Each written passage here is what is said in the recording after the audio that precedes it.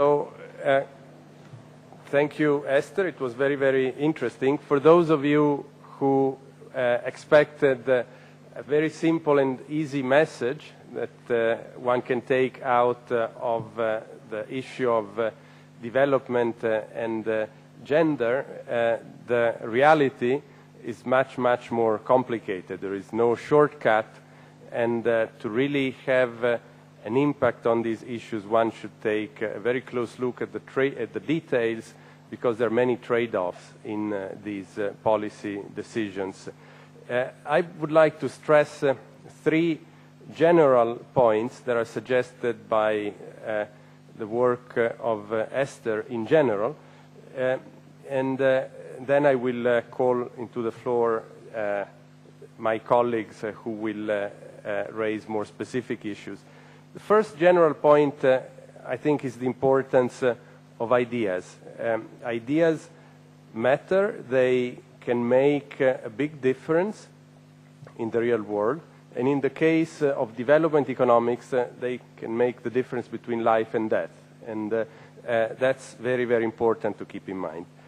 The second general point, to reiterate something that Maristella emphasized, and that is exemplified by the work that was summarized here by Esther, there is really no contradiction between having high standards of excellence and addressing highly practical and relevant problems. On the contrary, the best academic work is important precisely when it addresses this pressing problem, and it is influential precisely because it is carried out with rigor and making sure that the inferences that we draw from the data are reliable.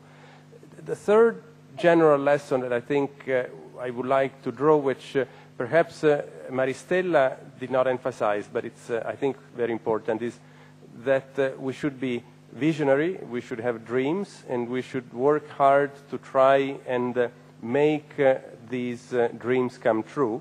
And I think, again, Esther's work testifies to this, not just because of her scientific achievements, but also because of what she and her colleagues did in founding Poverty Lab. Poverty Lab, as was explained to me earlier today, started out with very little seed money, kindly provided by MIT, but the people who founded Poverty Lab had a vision, had a dream, that to analyze these important issues in development, you should not compromise on scientific rigor. You should analyze these issues through a specific methodology, the methodology of randomized experiment. And thanks to their academic work, they succeeded in making Poverty Lab one of the most important and influential labs addressing development issues in the real world. And that is really remarkable how this happened in a relatively short amount of time with just the effort of these excellent scholars. Let me now open the debate. We are here not just to praise, but also to debate the interesting work that was summarized. And so I would like to call first Martina Bjorkmann to the floor. Martina is an assistant professor at Bocconi University working in development economics.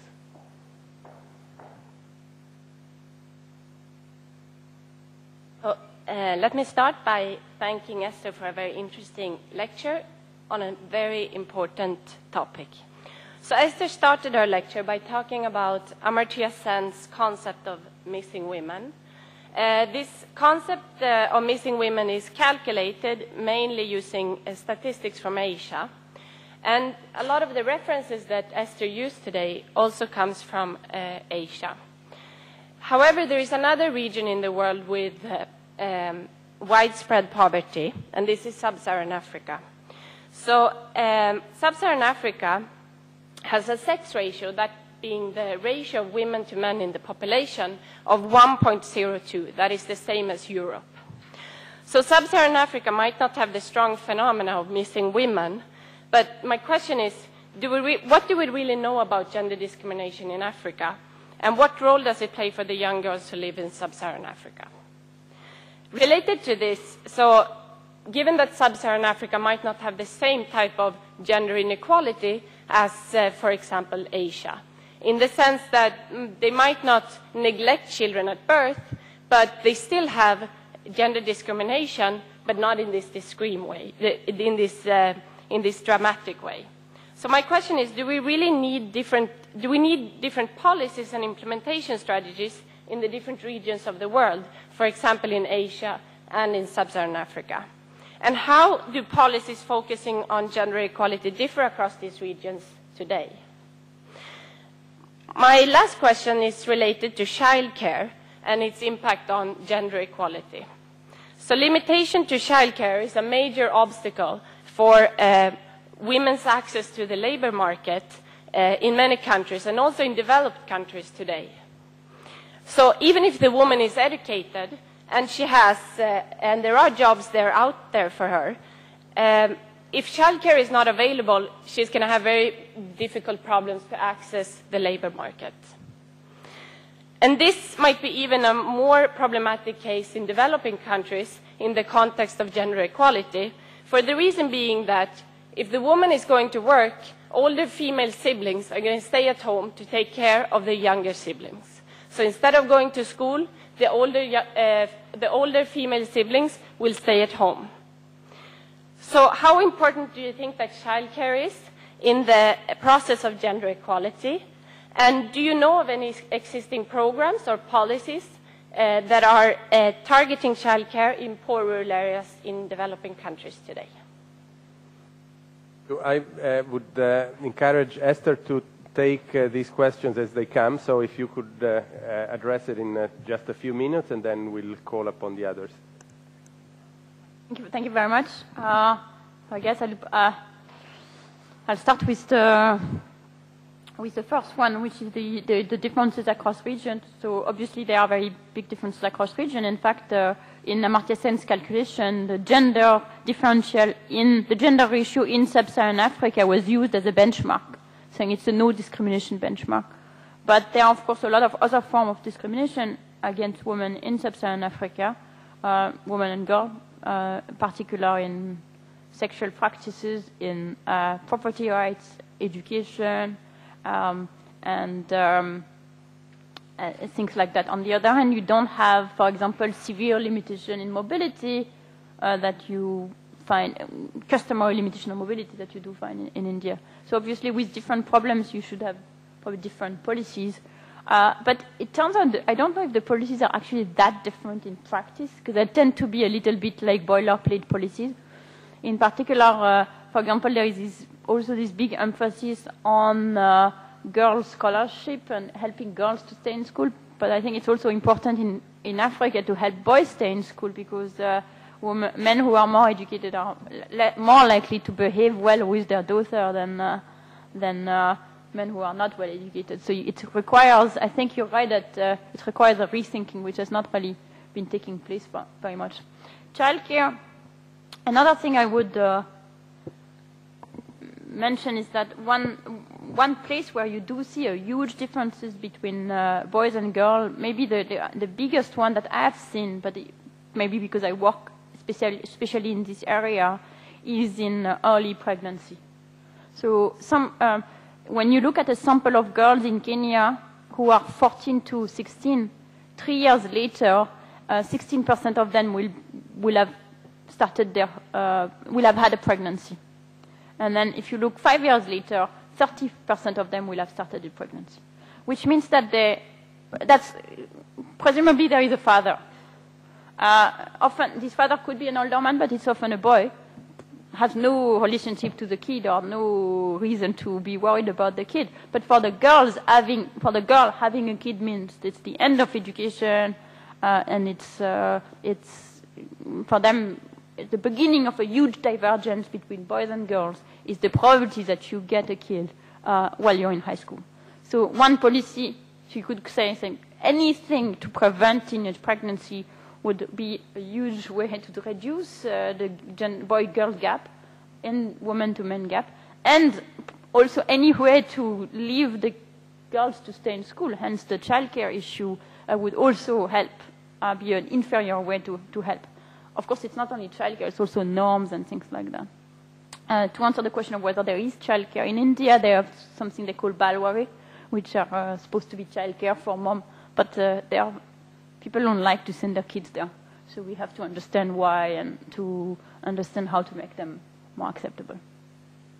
Thank you. I have 2 questions. The first is more related to a European debate, so it's far from the important problems of development you mentioned. As you know, there has been a debate in Europe on gender-based taxation, the idea that taxation should take into account the fact that the opportunity cost of working is higher for women than for men, and this is a factor that keeps women frequently out of the labor market. Where do you stand on this debate, which of course is related to what Martina was asking about the importance of childcare, so spending for children as opposed to using taxes?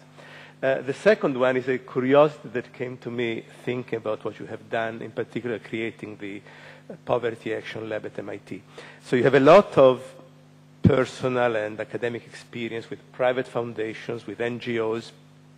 What do you think, based on this experience, is the role that these foundations have in development in general, and more particularly in the empowerment of women? And to be more, it's 8 o'clock, so it's late. Assume that you look around in this classroom and there was an Italian Bill Gates or the Italian equivalent of a Peggy Guggenheim sitting in the room. What message would you give her or him to help work and results in development?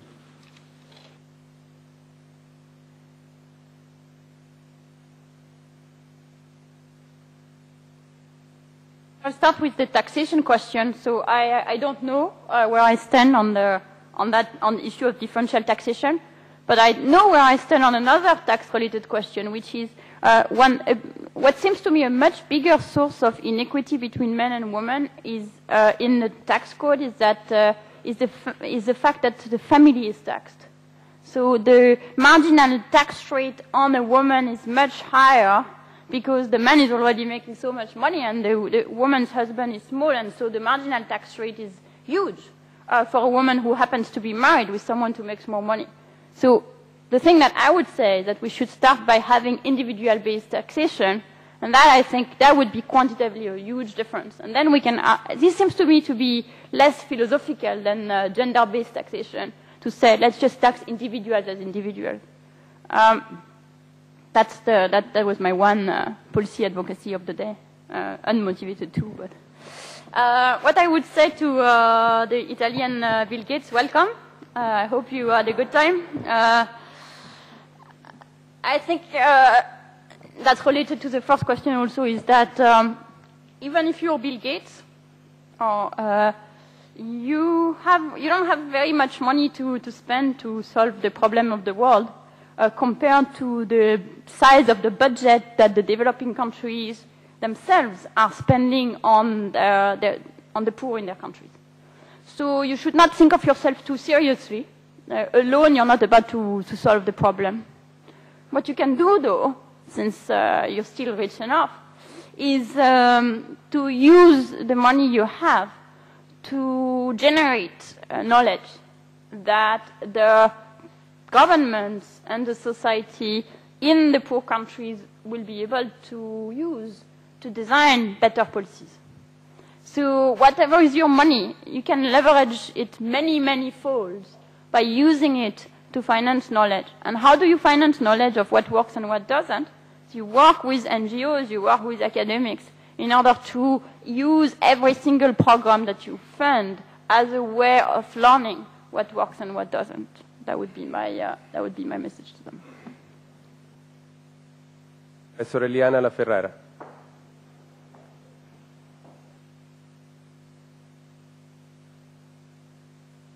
Oh, it's a great privilege to have Esther with us today. This has been said by many people already, so the reason I'm repeating it is that I would like to give it a particular twist and say it from yet one more point of view. This is the point of view of one of the faculty members who's teaching development economics in this university. There are a lot of development students in the room, despite the fact that the exam is in 2 days. And you know, our rector encouraged us to be visionaries, to have dreams, and so I want to take this opportunity to put up two dreams. One is Bocconi's choice to choose Esther, and this topic is the first Bocconi lecture, I think signals the fact that the problems of poor countries are now at the forefront of the economic debate, and that they are going to play a very important role in how the world economy shapes up, and that this university is determined to have a say on this. And the second kind of dreamlike wish is that for the students who are here in the room, seeing someone like Esther give the lecture is going to lead more and more of them to try and go down that route. Pretty much like seeing women politicians in India might encourage more girls to study if they can.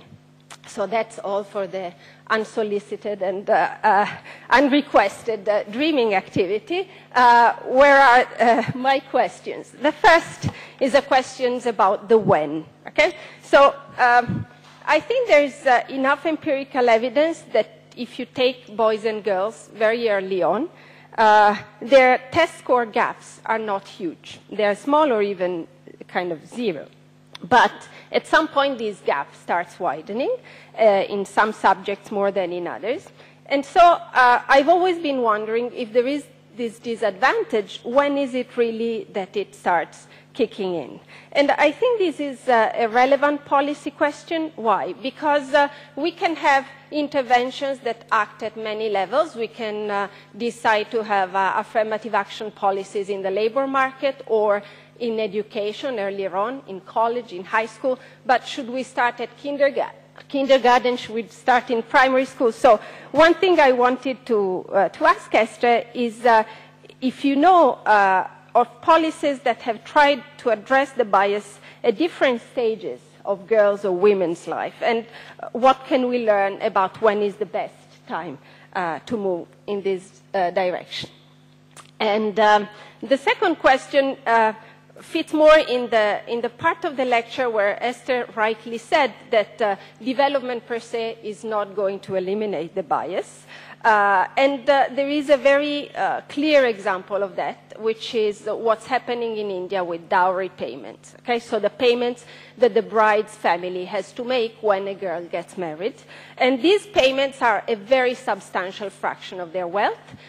Contrary to what has happened in European society over history, they are not disappearing as India grows faster and faster. Actually, people talk about dowry inflation. They are increasing. So why is this happening? And here, given the quality of the speaker, I put up this $1 million question, which is if you were to advise policymakers on how to get rid of dowries, what would you say? And because this is a very unfair and tough question, of course you have the right not to answer it, but I thought I would throw it out.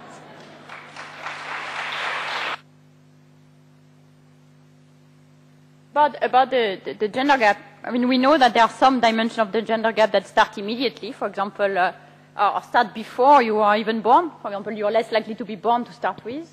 In many countries in several countries of the world, if you're a girl. But I think you especially refer to what happens in education. And in fact, it is, I was, until very recently, I was also thinking like you that girls are ahead of boys, and we don't really need to worry about the problem, at least in rich countries, until, somewhere late in high school when people start making the decisions. But there is a recent paper by Steve Levitt and Roland Fryer, which actually shows that the gender gap in mathematics, which is nothing when they just start school, start to widen from grade 1. And by the end of primary school, you have a gender gap in mathematics between girls and boys, which is half as large as the racial gap. And that is something that I didn't know. And suggests that maybe it starts earlier than we thought, in which case, and it is particularly acute at the top, and it seems to be related to the fact that girls are encouraged to be not too focused on studies, and that they also need to be beautiful, and they also need to be social, and in studies they need to be good at everything. So girls being well behaved tend to comply, and therefore are less likely to become acutely good at something. And that suggests that this kind of attitude and stereotype starts almost from the beginning, and therefore you probably would want to start addressing them pretty much from the beginning. It's very difficult for me to say where the most cost-effective way to intervene would be, because I haven't looked at an array of them, but it suggests that there would probably indeed be some work to do starting in kindergarten. On the dowry question, one thing that your rector didn't say, and the way you build a career is by not answering questions that you really have no clue about. And so I don't know. In fact, not only don't I know the $1 million question, I don't even know the first question. Dowry is illegal in India, has been for a while, and that doesn't prevent dowry to be extremely prevalent. In fact, some regions which used to have, some castes which used to have bride price, which is the opposite of a dowry, are switching to dowries. And it baffles me. I don't understand why it's the case. And we have some understanding of the fact that dowry does function as a price, that dowry is a little bit lower in regions where women are relatively more useful in production and things like that. But this only tells us something about the slope, but it doesn't tell us anything about why the level is where it needs to be. Why is it a dowry to start with and not a bride price, which then could also vary in this direction. And I don't think we have, maybe it's only me and I haven't read the literature properly, but I'm yet to find a model or a theory that helps me understand why dowry is so persistent. In particular, the form of dowry that there is in India, which is a transfer from the groom's family to the bride's family to the groom's family. Why would the bride family feel the need to pay in order to get them to accept the mother of the future grandchildren? It baffles me, and therefore I have no understanding of the economics of it, I must admit. We have one last question by Professor Paola Profeta.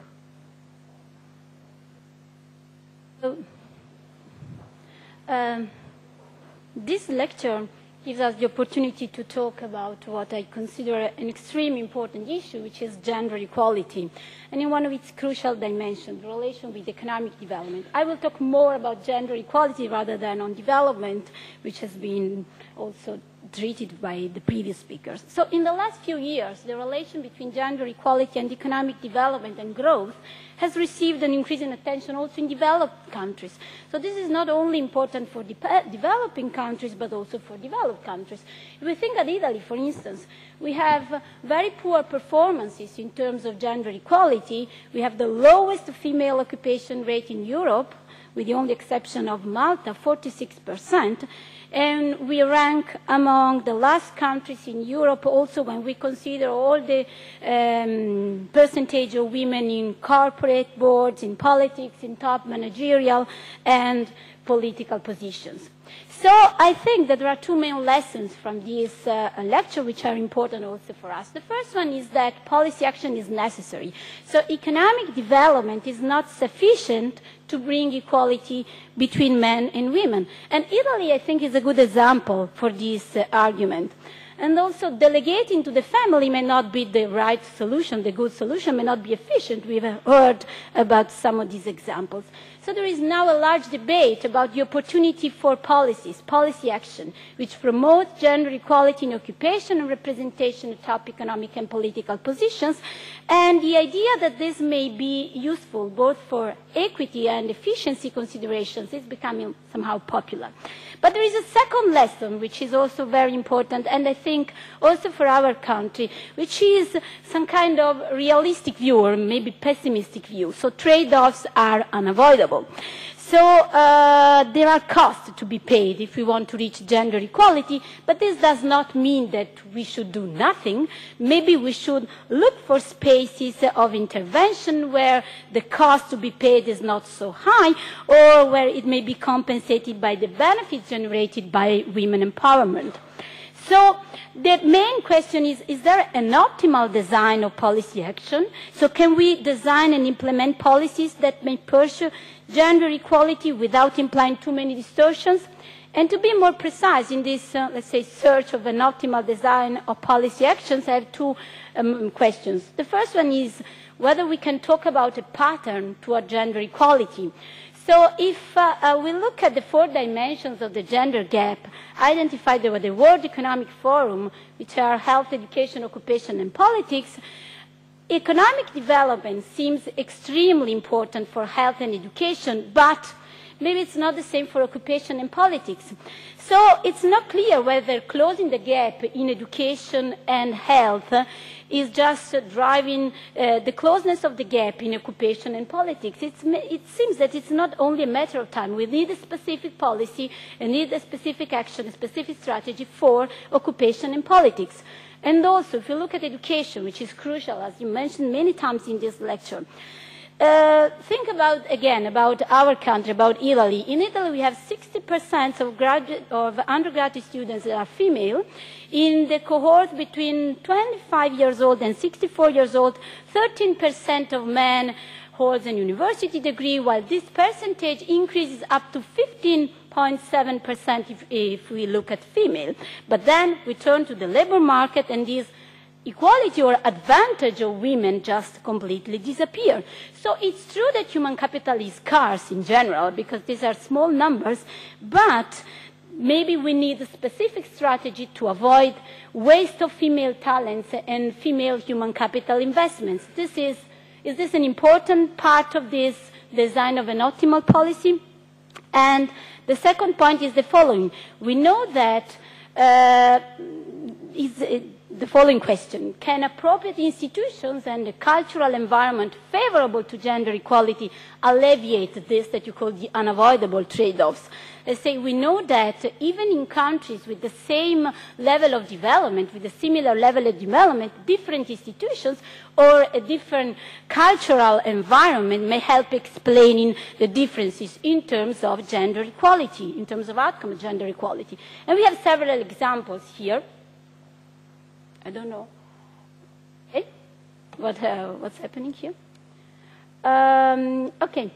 So, for instance, if we think about daycare services, flexible, we know that when daycare services are available, gender gap in participation are smaller, or even fiscal policies. We were mentioning the problem of the unit of taxation. In Italy, we have individual taxation, based unit of taxation is the individual, but still we lack many other things that may be important to reach, to close this gender gap in participation. Affirmative action may help reducing the glass ceilings, and at the end there is this cultural environment, the attitudes of the society towards the role of men and women, and the value on their position of the labor market. So the question is the following: if these trade-offs are unavoidable, maybe we may have to start from this appropriate institution, from introducing appropriate policy interventions, and this can help building a culture of gender equality, which is, at the end, the more difficult part, as you mentioned in your stereotypes idea, but is also the more challenging and the real important one. So, do you share this view?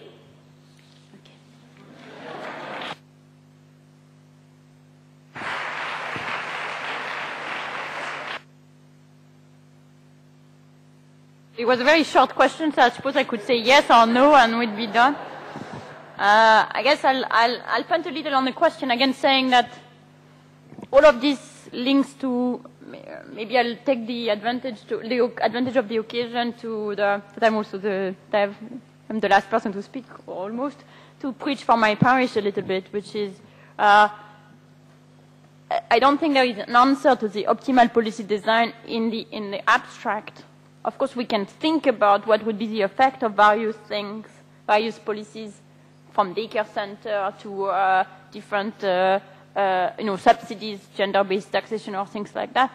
But the way we're really going to know whether these things make a difference is to try them out. And unless we try a number of these policies and look at the effects, not only on the direct things we are targeting, but potentially on other outcomes as well. For example, on daycare, we could be interested in the outcome of the child, the outcome of the mom, the bargaining within the family, what have you. We need to try this on small scales, figure out what they do, and then we'll have the parameters in hand to make this, so that society then makes a choice which is more informed. Finding out the effect of all these policies is never going to substitute for making a policy decisions about what society we want to live in, but it's going to inform this choice. So, thank you very much.